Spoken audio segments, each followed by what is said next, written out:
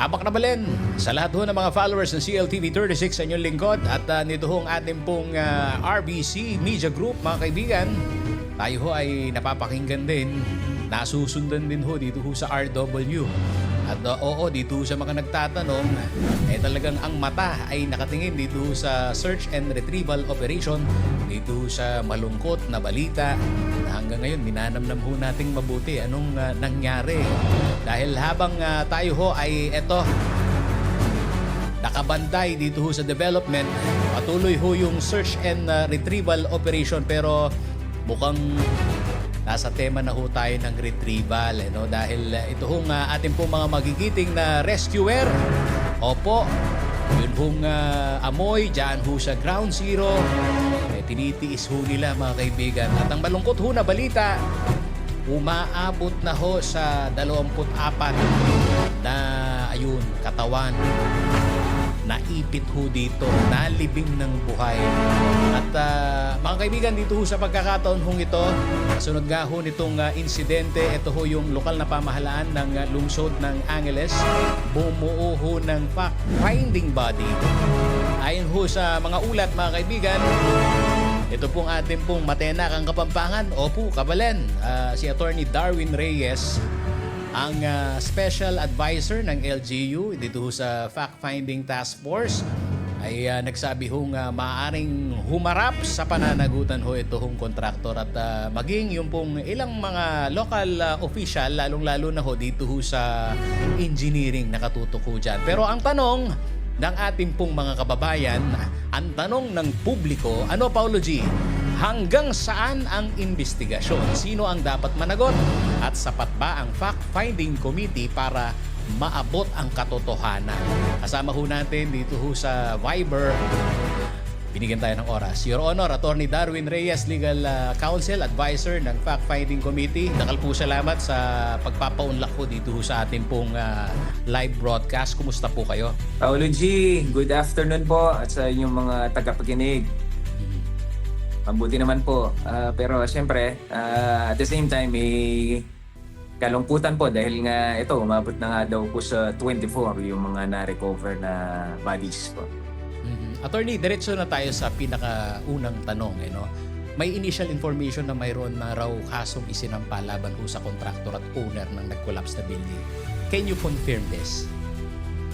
Yes po, as of yesterday, meron pong isang victim, kaanak ng victim na nag-file na po ng criminal case for reckless imprudence resulting to homicide against the contractor and the owner, and I think kasama po yung site engineer ng project in coordination po sa ating investigation police po. Nakapag-file po sila kahapon sa City Prosecutor ng Angeles City.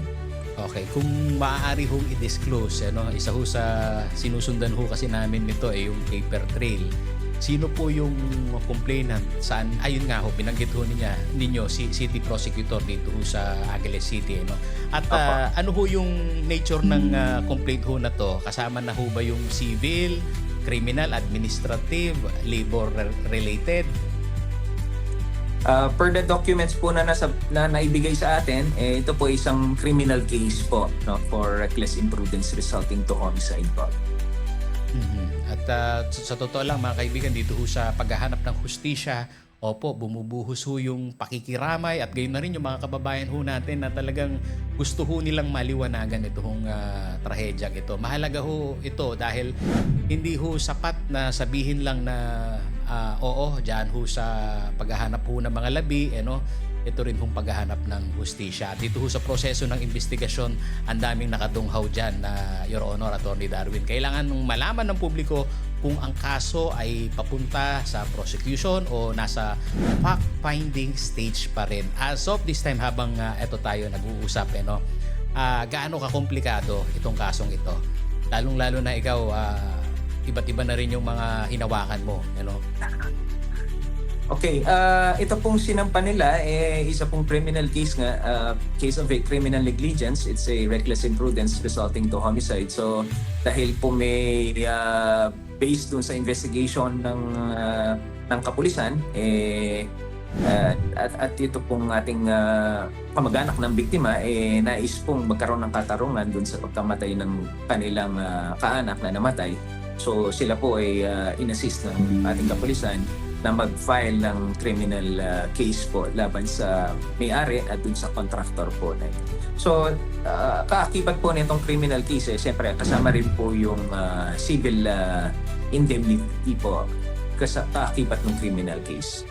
Gusto ho nating maging intindido yung ating mga kababayan dito sa prosesong legal, sa nakakaintindi ho ng batas, mga kaibigan, under revised penal code, Your Honor, reckless imprudence involves doing or failing to do an act without malice where damage results because of inexcusable lack of precaution.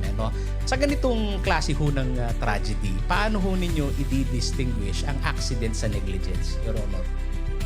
Well, sa pagkakataon pong ito, kasi hindi naman po kasi intentional. Kaya po criminal negligence po siya. Wala naman po talagang intent to kill or to cause any damage. Kaya po siya nagpo-fall sa reckless imprudence. Kung may intent po kasi, diretso po yan.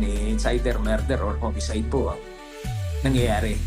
So dito po at this stage, dahil po ito po wala naman sigurong may gustong mangyari ito. But this happened for negligence or lack of foresight. Kaya po reckless imprudence ang na-file. Your Honor, dito sa ating streaming, interactive ito, ang daming nagko-comment at nagpapasalamat na rin dahil andyan at tumitindig kayo. Alam natin na hindi ganun kadali ang paghahanap ng hustisya pagka ganito.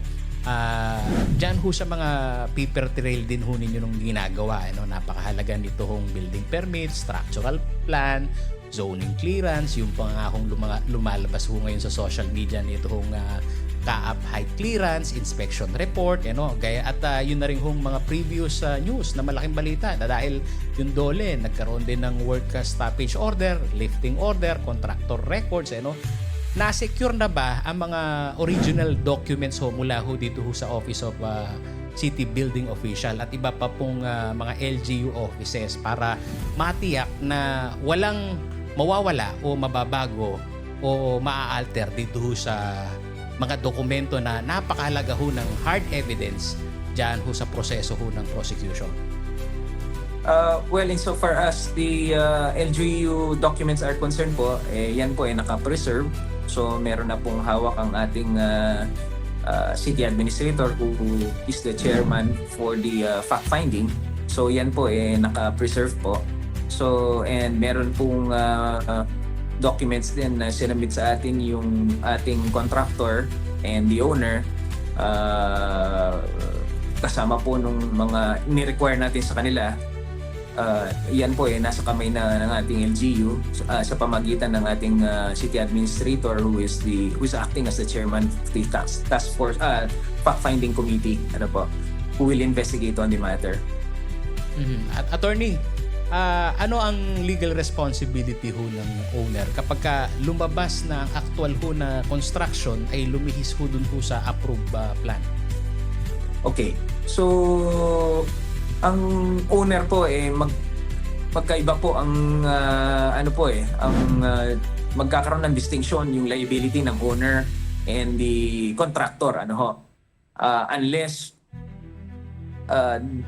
the investigating committee will find na the owner himself has ordered some deviations in the plans. So doon po magkakaroon ng liability ang ating owner. So ang contractor naman kung nakita na talagang may negligence hindi sinunod yung plano or nagtipid sa mga materyales or substandard yung mga ginamit, doon po papasok ang liability sa kanila. But of course, these are all assumptions as of this time kasi po hindi pa po tapos ang investigasyon at it's still ongoing. Ayaw po natin mag-speculate kasi po very sensitive po itong matter na to. Mahirap naman pong mag-speculate at this time. So yan po ang mangyayari kapag after ng investigation, doon po tayo pagbigay ng proper recommendations. Naunawaan ko, meron hong counter investigation o parallel investigation din na ginagawa itong PNP, CIDG. Paano magko-complement ito sa inyong task force sa inyong ginagawa? Nakikipag-ugnayan naman po tayo sa kanila, kasi siyempre po yung mga expert natin dyan, yung mga structural engineers, yung mga civil engineers na mag-check dyan sa structural integrity ng gumuhong building, kailangan po natin yan i-evaluate mabuti, dahil kailangan magkaroon po tayo ng fair and accurate evaluation. At dito ho sa, ayan mga kaibigan, pag labas ho ng mga informasyon at naturalmente kami ho sa mga andyan nagtatanong ho sa inyo, media, pagka ho meron ho kayong mga bagong informasyon na ilalathala, napakahalagang nasusundan ho namin ito. At pasensya na ho kayo, Your Honor, kung kami ho ay nagbabato ng mga hypothetical question. At yun po naman pong tinatanong namin galing sa ground, pati nga po yung mga survivor, yung mga diyan ho nagtatrabaho at nakita ho nila yung relasyon ng contractor sa may-ari, ang kanilang binabanggit talagang isa ho itong tanong ho na to na gusto nating masapol. Ano ho yung liability ng contractor kung unauthorized changes, poor workmanship, substandard materials o unsafe construction methods yung pong nangyari? Kasi isa ko sa mga narrative nito hong ilang pong mga na-interview natin, pag dumating yung may-ari, bagbag dito, bagbag dun. Kaya yung sentimiento nitong mga workers, andun din sa paniniwala na hindi mo masisisi si contractor. Bakit nagkaganon? At ito na nangyari. Pero alam nyo mga kaibigan, kung may instruction mula ho sa owner na magbago ng design o dagdagan ang structure, pero hindi ho dumaan sa proper approval, sino ang mas mabigat na may pananagutan? Owner, contractor, engineer, o all of them? Pareho po silang malaking pananagutan. Kung nagkaroon ng deviation at yung pong deviations ay hindi po nila pina-approve sa ating building officials, pareho po silang mananagot. Pareho pong merong negligence kung ganun po yung sitwasyon. Eto, Your Honor. Malaki po yung pananagutan nila, lalo na po din sa mga namatay, yung mga naperwisyong mga properties na katabi. So lahat po yan kasama. Attorney, ito medyo sensitive lang at alam ko sa poder ho ng LGU andyan ho kayo din kumikilos. Sensitive nga lang tong question na to, pero maigi din na maibabato ko dahil nagiging laman din ito ng mga comments dyan ho sa social media. Pero maigi, may address na rin natin. Paano kung may lapses sa loob mismo ng City Hall? Yan po, pag napatunayan po na merong lapses sa City Hall, ito po binanggit naman ni Mayor John Lasapig. Lahat po ng responsable dito sa insidenteng ito ay managot. Kaya private po yan o nasa public, lahat po kailangan managot po. Dito ho ba sa mga ginawa ho ninyong pagsisiyasat na, alam ko ho, maman-to-man din ho kayo, talagang kinakausap po natin ito hong mga nagsagawa ng inspection. Ano ho yung specific acts or omissions na iniimbestigahan ng city building officials? Failure to inspect, failure to enforce, failure to stop work, or improper issuance of permit? At yan po lahat tinitingnan po natin. Kung tama, unang-una po, tama ba yung pag-issue ng permit? Yung bang mga designs, yung plans and surveys na sinabit sa building officials, tama ba para maisuhan ito ng permit? So una po yan. So kung tama naman po yan lahat, tama ba yung pag-execute? Tama ba yung pagtatayo ng building? Is it in accordance with the plans and specifications as specified in the approved building plan? So, yan po lahat po tinitingnan, lahat ng anggulo, tinitingnan po ng ating task force para po ma-determine kung sino po talaga ang may kasalanan dito sa pagbuo ng building na ito. At isa ho sa mga latest na balita, mga kaibigan, ito hong pagkastigo at proseso ho kasi ng investigasyon. Nakikita ho natin na ang tindig ho ng lokal na pamahalaan. Huwag makompromiso yung paggulong ng investigasyon. Attorney, does preventive suspension mean may prima facie evidence na o purely precautionary measure lang ito to protect investigation? Yes, tama po kayo. Precautionary lang po yan. Ang preventive suspension po hindi penalty. So it is only a precautionary measure para po masiguro natin na magkakaroon ng patas na investigasyon. Yun po yung ano natin yan. Mangyari ng ating mayor na kaya nagkaroon po ng preventive suspension sa ating building official at saka sa structural engineer po natin. Para walang bahid na ano dun sa ating investigation, para tuloy-tuloy patas ang ating investigasyon.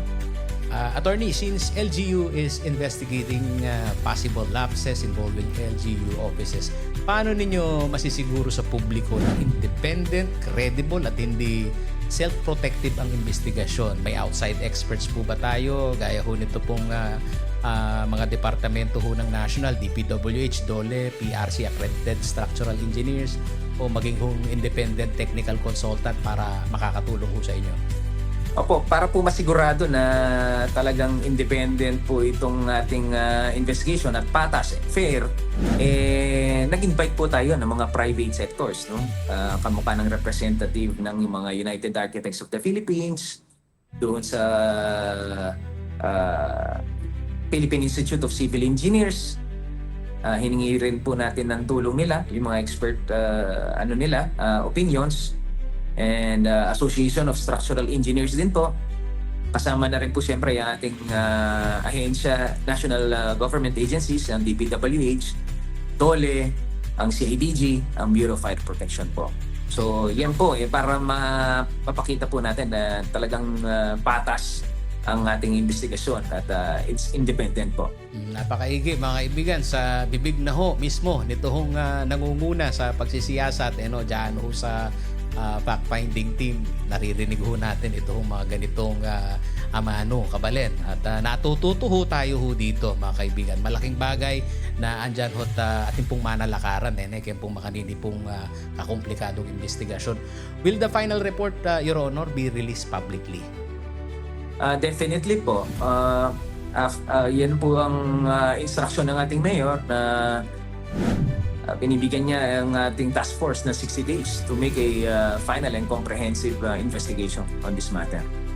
Alam naman ho natin na talagang magastos din ho yung paghahanap ho natin ng hustisya.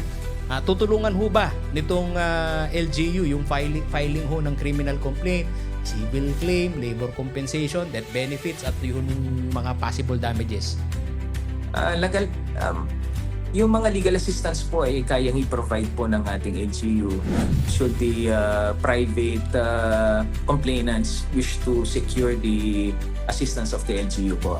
Tayo po ay nakikipag-ugnayan naman sa kanila. Alam niyo mga kaibigan, dito ho sa malungkot na balita ho na to, marami hong nagbibigay ho ng kanilang komento. Maging sensitibo ho tayo Ito hong amin pong panawagan din. Kami hong andito ho't nagbabantay, pati ho yung pagbigay ho ng komento dyan ho sa proseso ho nitong nangyayaring retrieval operation. Hindi dapat kala mo yung ilang mga netizen dyan na makapagkomento, makapagbanggit, Your Honor, alam na nila yung mga teknikalidad. Maging sensitibo ho tayo Your Honor, dahil ho sa dulo ho nitong usapin ho na to, lahat permit, plano, technical findings, mga kaibigan, may mga pamilyang nawalan ng ama at anak, kapatid, kabuhayan. Dito, Your Honor, after this tragedy, may review ba ang Angeles City sa lahat ng high-rise at under construction buildings? Nabanggit ba yun sa iyo ni Mayor John? Opo, actually napag-usapan po namin ni Mayor John yan, no? At katunayan po talagang in-instruct na po niya ang ating city engineer na mag-ikot at inspect lahat ng ongoing under construction building dito sa Angeles City.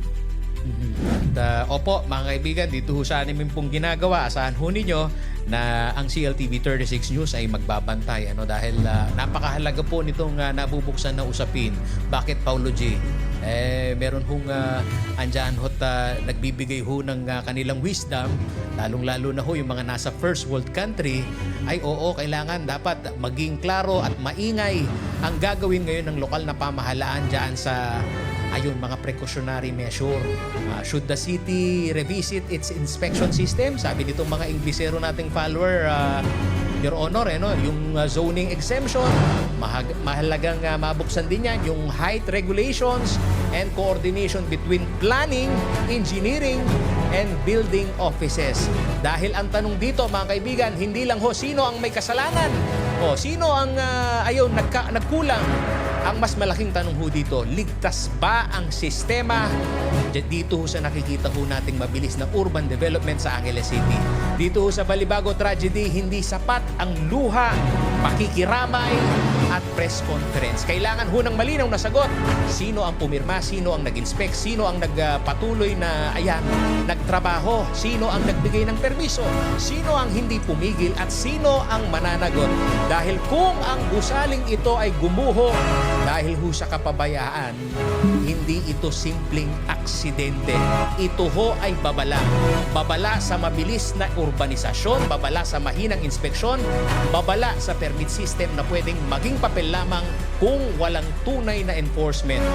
At dadakal po salamat kayo, Your Honor, kaya ni pong gagawan nyo po ngayon. Ibalo ko maragul po yung sakripisyo na po ning at sukem pong manalakaran po ka rin ni pong biktima. Uling king kasalungsungan na may nanggana po ngayon kaya pong pamagbandemi. Emo po Kapampangan, yung pong mga andyan malalayong probinsya pa sila nang galing. Walang pamasahe, nangutang lang, pumunta dito. At pinapipirma, maging aware din sila, baka yung pinipirmahan ninyo, quit claim yun. Makananuila po kakasabi, paano ninyo nakakausap itong mga galing pa lang ng probinsya para kunin yung kanilang mga mahal sa buhay? Well, I think po yung ating CSWD and DSWD are closely coordinating with the family of the victims po. So, meron po tayong mga tao dyan na sila po yung directly nakikipag-coordinate sa mga pamilya ng mga nabiktima po. Takal po salamat kayo, Attorney Darwin Reyes at kareta pong manalbeke kami at bisa pong sumao kasi ating maya pa puso, Your Honor, kasi kaya makanya natating kakapalyarian ating bukal kem puso na basta may pagkakataon na tumulong, andyan sila. At saludo kami doon pala sa mga nagbibigay ng assistance, sa mga rescuer natin. Maragulya pong bagay ita. Lalong-lalo na po kareni pong magsakripisyo hanggang pong mumuran sula po kayong ground zero. At saludo kami muna naman po kareni pong akakayan tabeyo kayong fact-finding team. Takal po salamat. Luid ko po, Idol. Salamat, Sir Paulo.